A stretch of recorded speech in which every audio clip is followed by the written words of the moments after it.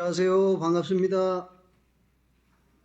에, 항상 저희를 위해서 기도해 주셔서 저희들이 그 힘으로 지금 잘 사역하고 있습니다. 계속 기도해 주시기 바랍니다. 오늘 말씀은 신자가 항상 명심해야 될 것이 무엇인가 하는 제목으로 말씀을 나누겠습니다. 성경은 생명의 책이고 구원의 책이지요. 인간의 능력으로는 인간의 문제를 해결할 수 없기 때문에 하나님께서 처음부터 구원의 길을 열어주신 것이죠. 구원의 유일한 길은 바로 그리스도입니다. 그러므로 성경 66권의 제일 중요한 단어는 그리스도입니다. 그리스도의 오심에 대한 예언은 구약 성경이고 신약은 그리스도께서 이 땅에 오셨다는 것이지요. 그리스도께서 십자가에 죽으시고 부활하심으로 구원을 완성하셨습니다. 그러므로 누구든지 주의 이름을 부르는 자는 구원을 얻습니다. 이 영적인 사실을 깨달은 사람이 영안이 열린 사람이라고 할 수 있죠. 그래서 시대마다 그리스도의 비밀을 깨달은 자는 완전히 승리했습니다. 첫째, 오늘 본문에 나오는 히스기야 왕은 어떤 왕이었습니까? 열왕기하 18장 3절에 보면 히스기야는 다윗과 같이 여호와 보시기에 정직히 행했다 그랬습니다. 18장 4절에 보면 히스기야는 모든 우상을 제거했습니다. 18장 5절 6절로 보면 히스기야는 하나님만을 의지하고 기도하는 그런 왕이었습니다. 히스기야는 하나님이 함께하는 축복을 누렸습니다. 그래서 히스기야는 아수르 왕에게 반역하여서 아수르를 섬기기를 거절했죠. 아수르의 조공을 바치지 않겠다고 선포를 해버렸습니다. 그러니까 아수르가 18만 5천 명의 군사를 데리고 이스라엘을 침공한 것입니다. 히스기야 왕이 위급한 상황으로 너무 당황해서 믿음이 잠깐 흔들렸습니다. 우리도 상황이 위급하면 이렇게 되기가 쉽죠. 그럴수록 우리가 평소에 항상 성령의 인도를 받고 하나님 앞에 늘 기도하고 성령의 인도 받는 사람은 이게 가능한데, 지금 히스기야 같은 경우에도 항상 평소에 하나님이 함께하는 비밀을 누렸는데도 불구하고 갑자기 위급한 상황이 오니까 이렇게 됐거든요. 그렇지 않은 사람은 이런 상황이 오면 더 흔들리겠죠. 그래서 당황이 돼가지고 이 하나님 앞에 정말 기도하고 하나님의 계획이 무엇이고 하나님이 이것을 통해서 어떻게 역사하실 것인지를 기다릴 여유가 안 생기는 거예요. 그래서 히스기야는 아시리아 그 왕에게 사신을 보내가지고 모든 일을, 그러니까 그 아수르 왕이 명하는 대로 다 하겠다고 한 거예요. 그리고 성전과 왕궁 국간에 있는 모든 보화를 다 갖다 바쳤어요.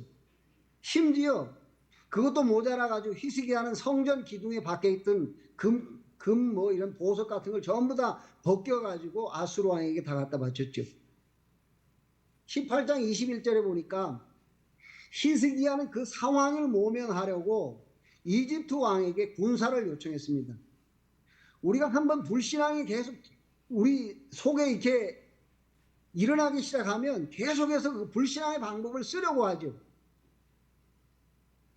도저히 그걸 쓸 수 없는 상황까지 갈 때까지 계속 써요. 히스기야가 모든 방법을 그래서 시도했지만은 아무런 소용이 없었습니다. 그래서 히스기야 왕이 더 이상 희망이 없게 되자 하나님께 기도하기 시작했습니다. 우리가 믿는 하나님은 창조주 하나님이십니다. 그 하나님은 지금 우리와 함께 하십니다. 하나님은 우리의 기도를 들으시고 우리의 기도에 응답을 하십니다. 히스기야가 믿음을 회복하고 간절히 하나님 앞에 기도하게 되었습니다. 하나님께서 그의 기도를 들으셨죠. 하나님은 믿음으로 기도하는 자를 반드시 축복하시고 그 기도에 응답하십니다.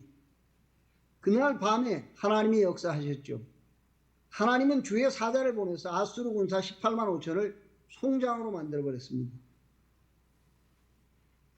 그래서 우리가 어떤 위급한 상황이 와도 절대 흔들리지 않고 믿음으로 승리하려면 평소에 하나님과 늘 교제하고 하나님이 함께하는 비밀을 누려야 합니다. 그리고 어떤 상황에서도 하나님께서 우리를 어떻게 인도하실지를 기대하고 정말 기도하고 있어야 되는 것입니다. 두 번째, 세계 복음화의 언약을 우리가 붙잡기 전에 우리가 항상 기억할 것이 있습니다. 세계 복음화는 당연히 해야 되죠. 그러나 우리가 하는 게 아니에요. 그래서 우리가 항상 기억할 것은 세계 복음화는 우리의 힘으로 할 수 있는 것이 아니다. 성령께서 믿는 자를 통해서 하시는 일이다. 그렇다면 우리가 가장 중요하게 생각해야 될 것이 뭐냐? 우리가 기도할 때 반드시 성령께서 역사하신다는 이런 영적인 사실, 이 영적인 사실을 분명히 깨달아야 됩니다. 우리는 이 영적인 사실을 결코 잊어서는 안 돼요. 왜 주님은 우리에게 성령의 충만함을 받으라고 말씀하셨습니까? 흑암의 세력이 세상을 완전히 장악하고 사람들을 멸망시키고 있기 때문입니다. 그래서 우리의 힘으로는 그것을 이길 수가 없어요. 그래서 우리는 기도할 때마다 성령께서 반드시 역사하신다는 사실을 항상 기억을 해야 됩니다. 누가복음 11장 13절에 주님은 믿음으로 기도하는 자에게 성령을 선물로 주시겠다고 분명히 약속을 하셨습니다. 성령은 우리와 함께 계시지만 우리가 믿고 기도할 때 역사하십니다. 신자는 성령의 인도를 받아야만 승리할 수 있어요. 요한복음 14장 16절로 17절에 주님은 그를 구주로 영접한 자 안에 영원히 성령으로 함께 하신다고 분명히 약속하셨습니다. 그러므로 우리가 이 사실을 믿고 기도할 때 성령의 능력이 반드시 나타납니다. 연약한 우리가 어떻게 세계 복음화를 할 수 있느냐? 우리의 힘으로 하는 것이 아닙니다. 모세에게 너는 애굽 왕 바로에게 가서 이스라엘 백성들을 보내라고 해라. 모세가 깜짝 놀랐어요. 자기는 지금 피신을 해 있는 도망자 신세인데 애굽 왕에게 가서 그걸 할 수 없는 상황이잖아요. 그런데 그렇게 하라고 하니까 하나님 저를 모릅니까? 제가 어떻게 그걸 할 수 있겠습니까? 보낼 만한 사람을 보내십시오. 저는 할 수 없습니다. 그때 주님이 한 말이 있죠. 내가 너와 함께 하리라. 주님이 함께 하시면 끝나는 것입니다. 그런데 이 사실을 실제로 그냥 믿으면 되는데 이게 잘 안 돼요. 빨리 우리의 불신앙을 제거해야 됩니다. 그렇지 않으면 이게 안 되는 것입니다. 사도행전 1장 8절에 오직 성령이 너희에게 임하시면 너희가 권능을 받고 땅끝까지 이르러서 내 증인이 되리라고 했습니다. 성령께서 우리를 통해서 역사하셔야만 됩니다. 다른 방법은 없어요. 히스기야가 기도하던 그 밤에 하나님이 역사하신 것입니다. 히스기야의 방법으로는 안 돼요. 애굽의 군사를 요청해도 안 되고 어떤 방법을 써도 안 됩니다. 하나님이 역사하셔야만 되는 것입니다. 그래서 오직 성령이 너희에게 임하시면 이거 외에는 길이 없다는 것입니다. 그래서 우리가 항상 이 사실을 기억해야 됩니다. 두 번째로 우리가 항상 기억해야 될 것은 우리가 기도할 때 성령이 역사하시기 때문에 흑암의 권세는 결박이 된다는 사실입니다. 사탄의 능력이 얼마나 강합니까? 사탄은 타락 이전에 아담과 하와를 단번에 넘어뜨렸습니다. 그러면 타락한 우리를 속이고 넘어뜨리는 것은 너무 간단한 거예요. 그렇다면 우리가 성령 충만하지 않으면 늘 당한다는 거예요. 그러나 성령 충만하면 이 흑암의 세력을 이길 수가 있습니다. 베드로전서 5장 8절에 보니까 사탄은 우는 사자처럼 두루다니며 삼킬 자를 찾는다고 했습니다. 사탄은 끊임없이 우리를 공격합니다. 눈에 보이지 않아요. 다만 눈에 보이지 않는다고요. 문제는 눈에 안 보이기 때문에 실제로 인식을 못하는 것 뿐입니다. 우리가 인식을 하면 당연히 믿음으로 계속 싸우겠죠. 안 보이니까 활동하는 것이 실제로 안 보인단 말이에요. 그러니까 인식을 못해요. 그러다 보니까 이거를 싸울 수가 없는 것입니다. 사탄은 우리의 대적자입니다. 그래서 믿음을 굳게 하여 저를 대적하라고 했습니다. 그런데 눈에 안 보이니까 이 존재와 활동에 대해서 인식을 잘 못해요. 머리로는 알고 있는데 실제로는 잘 안 됩니다, 이게. 누가복음 10장 19절에 주님은 믿는 자에게 사탄을 이길 수 있는 권세를 주셨습니다. 우리의 힘으로는 할 수 없지만 사단의 세력을 완전히 깨뜨리신 주 예수 그리스도의 이름으로 기도하면 흑암의 세력은 무너지게 되어 있습니다. 사도행전 3장의 안진뱅이가 예수 그리스도의 이름으로 일어나서 걸었습니다. 중요한 것은 육신적인 치료가 아니라 그가 나사렛 예수 그리스도의 이름으로 사탄의 운명에서 영원히 해방이 되었다는 것입니다. 예수 이름의 능력은 어마어마한 이름입니다. 우리의 운명을 완전히 바꿀 수가 있습니다. 왜? 하나님의 영이 그 속에 임하게 되면 악령은 떠나가게 돼 있어요. 그러면 모든 문제는 끝이 나는 것입니다. 그런데 우리는 이것을 그냥 머리로는 잘 알고 있는데 실제로는 잘 믿지 못하는 그런 불신앙이 우리 마음속에 내재해 있어요. 그걸 빨리 사그리 버려야 됩니다. 사도행전 8장에 보니까 빌립이 사마리아에 악한 영에 의해서 시달리는 사람들에게 예수 그리스도를 증거하니까 더러운 귀신들이 그들에게서 나가고 그들이 갖고 있던 여러 가지 불치병들이 치유가 되었습니다. 사실 그 사람들이 그리스도를 알기 이전에는 자신이 귀신에게 시달리는 줄 전혀 몰랐어요.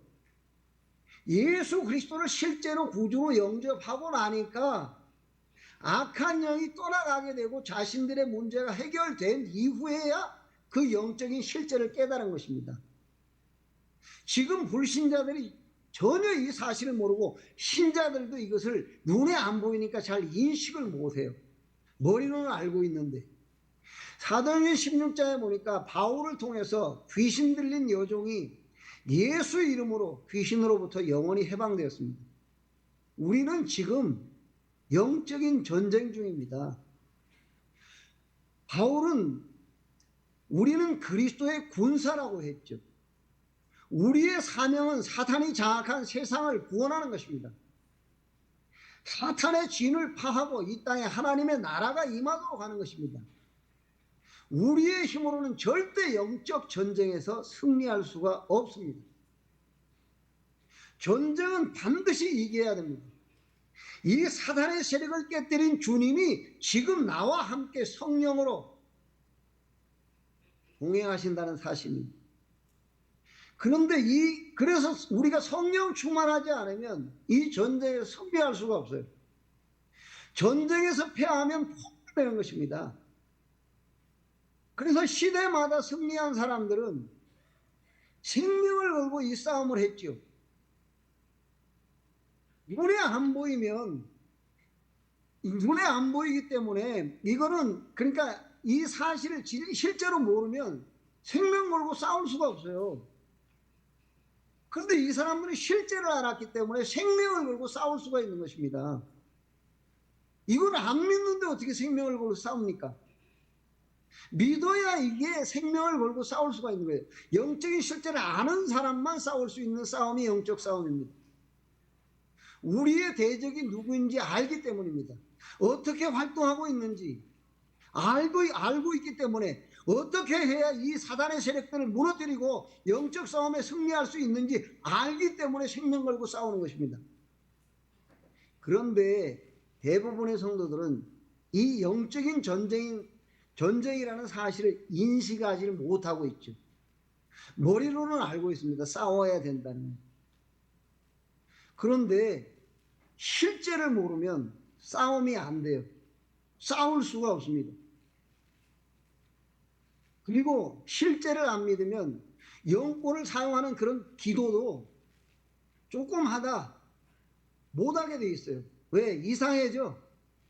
이거 계속 이렇게 해야 되는가? 그런데 실제로 보여서 흑암의 세력이 막 무너지고 막 고통스러워하고 물러가는 것들이 보여지면 더 막 세게 할 텐데, 조금만 더 하면 더 물러가겠다.